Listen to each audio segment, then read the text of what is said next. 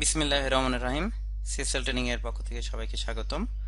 আজকে আমরা আমাদের লিনাক্স FTP সার্ভার এডিশনের আমরা ফার্স্ট পার্ট অর্থাৎ লিসন 01 আমরা আলাপ করব আর কি। তো লাস্ট লিসনে আমরা যেটা দেখেছিলাম সেটা হলো আমাদের FTP সার্ভার এডিশনে টোটাল আমাদের 13টা পার্ট আমরা করব আর কি। তো 13টা পার্টের ভিতরে আমরা ফার্স্ট পার্টটাকে ইন্ট্রোডাকশন হিসেবে আমরা বলছিলাম আর কি, যে জাস্ট একটা যে আমাদের FTP সার্ভারে কি কি মডিউল আমরা শিখবো আর কি। তো আজকে আমরা আমাদের ফার্স্ট মডিউল অর্থাৎ একটা বেসিক FTP সার্ভার আপনি কিভাবে ইনস্টল বা কনফিগার করবেন তো সেটা আমরা আজকে দেখবো আর কি। তো প্রথমে আমরা আমাদের FTP সার্ভারে আমরা লগ ইন করি আর কি, যেটাকে আমরা FTP সার্ভার বানাবো আর কি। তো আমরা একটু আবার রিভিউ করে নিই যেটা আমরা আমাদের মডিউল ইন্ট্রোডাকশনে আমরা আলাপ করেছিলাম আর কি, যে FTP সার্ভার হচ্ছে, FTP ফুল মিনিং হলো ফাইল ট্রান্সফার প্রোটোকল। অর্থাৎ আপনি ক্লায়েন্ট সার্ভার আর্কিটেকচারে সার্ভার থেকে ক্লায়েন্টে এবং ক্লায়েন্ট থেকে সার্ভারে আপনি কি বোর্ড তৈরিতে অর্থাৎ ডুপ্লেক্স মোডে ফাইল ট্রান্সফার করতে পারবেন আর কি। আর FTP সার্ভার সাধারণত দুইটা পোর্ট ব্যবহার করে, একটা হচ্ছে 20 পোর্ট অর্থাৎ ডেটা পোর্ট অর্থাৎ ডাটা ট্রান্সফার পোর্টের জন্য ব্যবহার হয় 20 এবং কন্ট্রোল অর্থাৎ কানেকশন এস্টাবলিশের জন্য ব্যবহার হয় হচ্ছে 21। আর FTP প্রোটোকল হচ্ছে TCP প্রোটোকল, এবং এখানে লিনাক্স অর্থাৎ রেড হ্যাট এন্টারপ্রাইজ লিনাক্স বা সেন্টোস 7 এর যে প্যাকেজটা বা আরপিএমটা ব্যবহার করে সেটা হলো VSFTPD। আর ডেমনটা অর্থাৎ যেটাকে আমরা বলি সার্ভিস সেটাকে বলা হচ্ছে ডেমন অর্থাৎ VSFTPD। কনফিগারেশন ফাইলগুলো থাকে হচ্ছে etc VSFTPD এর আন্ডারে। আর ডিফল্ট FTP ডিরেক্টরি বা FTP পাব এটা আমরা চাইলে চেঞ্জ করতে পারি আর কি। তো প্রথমে যেটা করতে হবে সেটা হলো আপনার হোস্ট নেম। আমরা প্রথমে আমাদের এই FTP সার্ভারটাতে আমরা ফার্স্টে হোস্ট নেম সেট করব আর কি, যে আমাদের বাই ডিফল্ট আমরা দেখি আমাদের হোস্ট নেম আছে, এখানে দেখতে পাচ্ছেন যে বাই ডিফল্ট আমাদের আছে হচ্ছে লোকাল হোস্ট। অর্থাৎ একটা লিনাক্স সার্ভারের ডিফল্ট হোস্ট থাকে হচ্ছে, আমরা হোস্ট নেম কমান্ডে দেখতে পারি আর কি। এখানে দেখতে পাচ্ছেন local host dot local domain.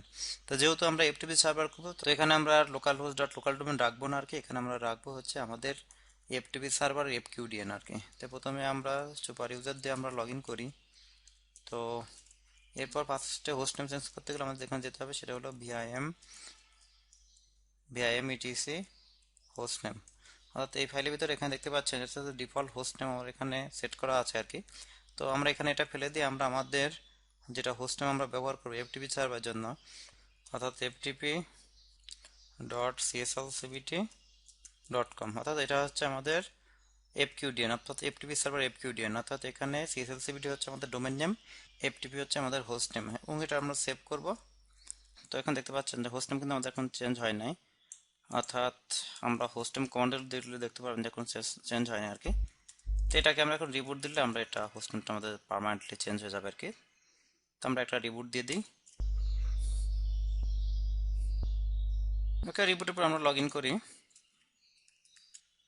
তো এখন দেখতে পাচ্ছেন যে এখানে হোস্ট নেমটা আমাদের চেঞ্জ হয়েছে আর কি। এখানে দেখতে পাচ্ছেন আগে ছিল local host dot local domain, এখন আমরা যদি হোস্ট নেম কমান্ড দিই তো এখানে দেখতে পাচ্ছেন ftp.cslcbt.com। তো ওকে, এখন যেটা আমরা করবো সেটা হলো আমাদের লোকাল হোস্ট এন্ট্রি দেবো আর কি। তো লোকাল হোস্ট হচ্ছে এন্ট্রি দেওয়ার জন্য আমাদের যাইতে হবে vim etc হোস্ট ফাইলের ভিতরে। তো এখানে দেখতে পাচ্ছেন যে আমাদের IPv4 অ্যাড্রেস এবং IPv6 এর লুপব্যাক অ্যাড্রেস আর কি। আমরা এখানে আমাদের FTP সার্ভার আইপি অনুযায়ী এখানে আমরা একটা লোকাল রিসলভার এন্ট্রি আমরা দিব আর কি।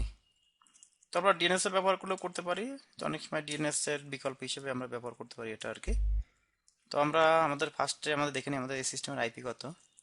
অর্থাৎ আমরা ইফ কনফিগ দেখতে পারি, এখানে দেখতে পাচ্ছেন যে ইথো জিরোতে অর্থাৎ ইটে জিরোর আইপি হলো 172.25.11.251, অর্থাৎ আমাদের FTP সার্ভার আইপি হবে হচ্ছে 251।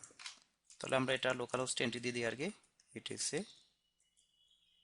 হোস্ট ফাইল এর ভিতরে এখানে আমরা লাস্টের একটা অ্যাড করি 172.25.11.251। এখানে আমাদের সার্ভারটার নাম হলো ftp.cslcbt.com এবং আমাদের হোস্ট নেম হলো FTP। তো এবার সেভ করি, এবার আমরা চেক করতে পারি আর কি যে পিং FTP। তো এখানে দেখতে পাচ্ছেন আমরা যখন FTP কে পিং করছি তখন এই আইপি থেকে আর কি রিসলভ করতেছে আর কি। এরপর আমরা যেটা করব সেটা হলো আমাদের DNS এন্ট্রি, অর্থাৎ আমাদের ওয়েব বেস অ্যাক্সেস করতে গেলে আমাদের লাগবে হচ্ছে DNS এন্ট্রি। তো আমরা আমাদের DNS সার্ভারে এই FTP জন্য একটা এন্ট্রি আমরা দিয়ে আসতে পারি আর কি, কারণ আমরা ns lookup করে অর্থাৎ ns lookup ftp.cslcbt.com এখানে দেখতে পাচ্ছেন যে সার্ভার ক্যান নট ফাইন্ড, তার মানে আমাদের এই এন্ট্রিটা আমাদের ডিএনএস সার্ভার নাই আর কি। তো আমরা এই আমাদের ডিএনএস সার্ভার দেখতে পাচ্ছেন যে আমাদের ডিএনএস সার্ভার হলো jnslookup.cslcbt.com, অর্থাৎ এটা আমাদের ডিএনএস সার্ভার 172.25.11.254। তো এই সার্ভারে আমাদের এফটিপির জন্য আমরা একটা হোস্ট এন্ট্রি আমরা দিয়ে আসতে পারি আর কি। তো আমরা একটা রিমোট টার্মিনাল দিয়ে আমাদের ডিএনএস সার্ভার আমরা লগ ইন করে নিই। পাসওয়ার্ড 1 2 3 দেখতে পাচ্ছেন যে স্টুডেন্ট, এবার আমরা সুপার ইউজার হয়ে এখানে আমরা এফটিপি সার্ভারে আমাদের এই ডিএনএস এন্ট্রিটা দিব আর কি। তো ভিআইএম, তো এফটিপি সার্ভার এন্ট্রি কোথায়, ডিএনএস এন্ট্রিতে থাকে হচ্ছে var named cslcbt.com। তো VIM var named cslcbt.com forward zone file entry দিব আমাদের আগে থেকে করা ডিএনএস সার্ভার। তো এখানে দেখতে পাচ্ছেন আমরা 10টা লাইন আছে, এখানে আমরা 11 নম্বর লাইনে আমরা একটা এন্ট্রি দিব, অর্থাৎ এফটিপি ইন, যেহেতু আলাদা আইপিতে তো সুতরাং আমরা এখানে এই রেকর্ড দেবো আর কি। আমাদের আইপিটা কত 172.25.11. আমাদের 251 আইপি। ওকে, আর যদি আমরা সেম সার্ভার করতাম তাহলে সিনেম রেকর্ড দিতাম। যেহেতু আমরা ফরওয়ার্ড জোন ফাইলে দিলাম, আমরা যদি রিভার্জন ফাইল এন্ট্রি দিতে চাই তাহলে সেম হইতে রিভার্জন ফাইল এন্ট্রি দেব। তো এখানে হচ্ছে লাস্ট অক্টেট, অর্থাৎ আমাদের লাস্ট পার্ট আর কি, অর্থাৎ 251 ইন পিটিআর রেকর্ড। এখানে হলো ftp.cslcbt.com এবং লাস্টে ডট হবে। ওকে, এবার আমরা ডিএনএস সার্ভারটা রিস্টার্ট দেবো, অর্থাৎ systemctl restart named দিলে এখান থেকে আমরা যদি পারি nslookup করি nslookup ftp.cslcbt.com, তাহলে এখানে দেখতে পাচ্ছেন যে আমাদের এফটিপি সার্ভারের ঠিকমতো রিসলভ করছে এবং আমরা এখান থেকে বেরিয়ে যেতে পারি আর কি। এর আগে দেখলাম কিছুক্ষণ আগে যে এখানে আমাদের এফটিপি সার্ভার যখন আমরা nslookup করলাম তখন এখানে সার্ভার ক্যান নট ফাইন্ড। এখন যদি আমরা আবার করি nslookup যে ftp.cslcbt.com, তাহলে এখন দেখতে পাচ্ছেন আমাদের সাকসেসফুলি এটা রিসলভ করছে আর কি। ওকে, এরপর যে স্টেপসটা কাজ হবে সেটা হলো আমাদের দেখবো যে আরপিএম প্যাকেজটা ইনস্টল আছে কিনা আর কি। তো ফার্স্টে আমরা rpm-qa grep vsftp দিয়ে দেখতে পাচ্ছি যে আমাদের আরপিএম আছে কিনা। তো দেখতে পাচ্ছেন যে এখানে কোনো আউটপুট নাই, তার মানে আমাদের আরপিএম নাই আর কি। তো এখন আমরা আরপিএম ইনস্টল করবো ইয়াম কমান্ড দিয়ে। তো ইয়াম ইনস্টল vsftpd।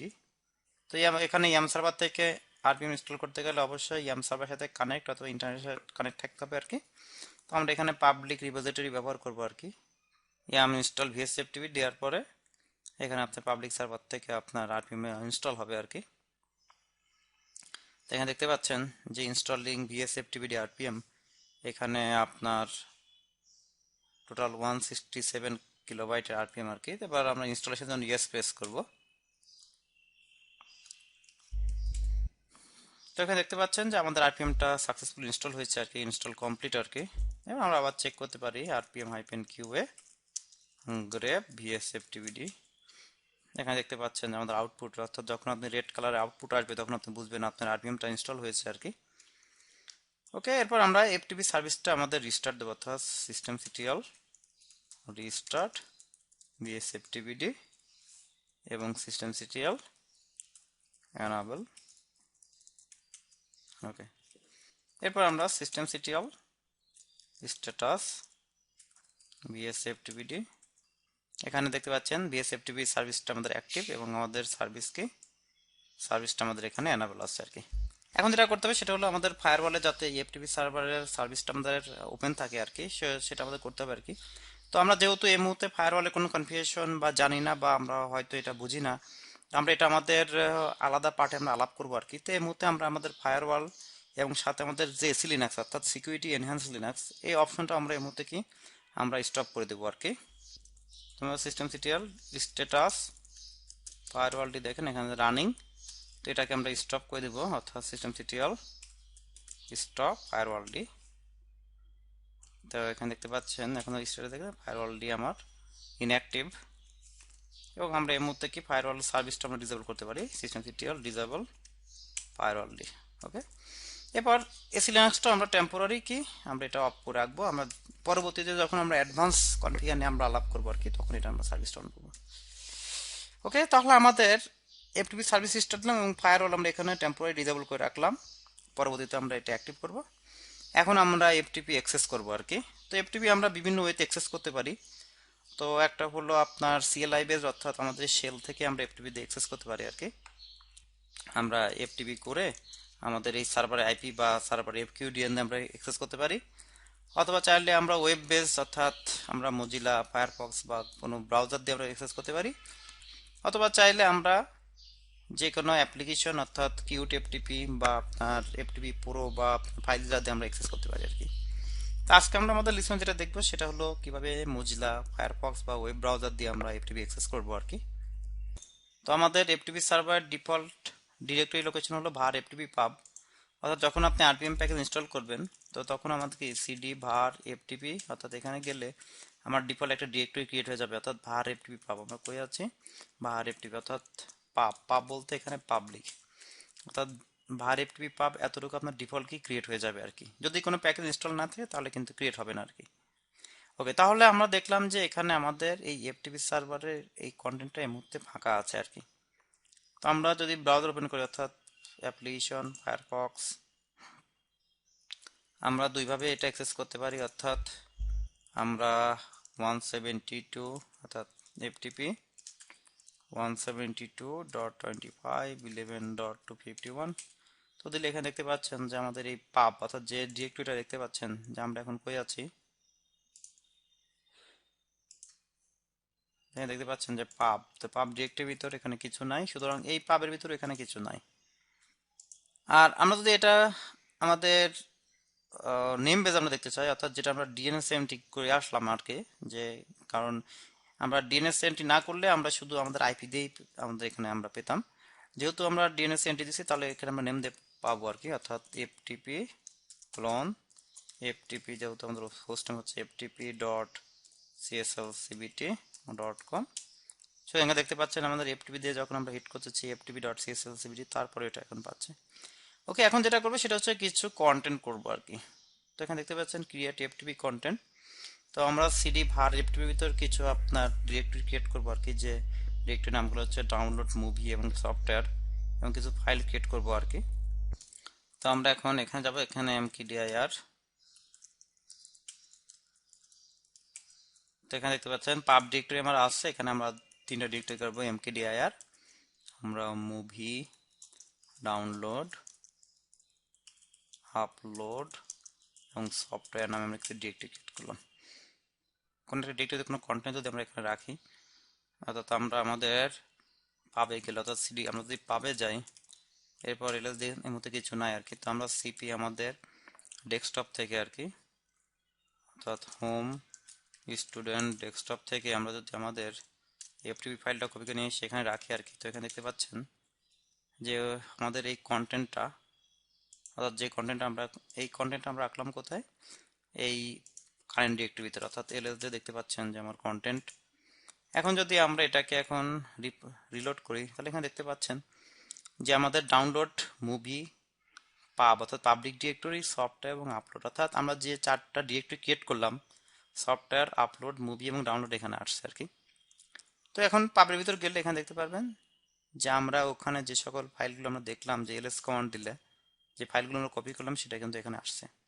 এখন কিন্তু আপনি এখান থেকে নামাইতে পারবেন আর কি। ওকে, তাহলে আমরা দেখলাম যে আমাদের একটা বেসিক এফটিপি সার্ভার কিভাবে কনফিগার করা হয়, এবং বেসিক এফটিপি সার্ভারে আরপিএম বা আমাদের ডিফল্ট আমাদের পাবলিক ডিরেক্টরি বা ডিফল্ট ফোল্ডার কোথায় থাকে এগুলো আমরা স্টেপ বাই স্টেপ দেখলাম আর কি।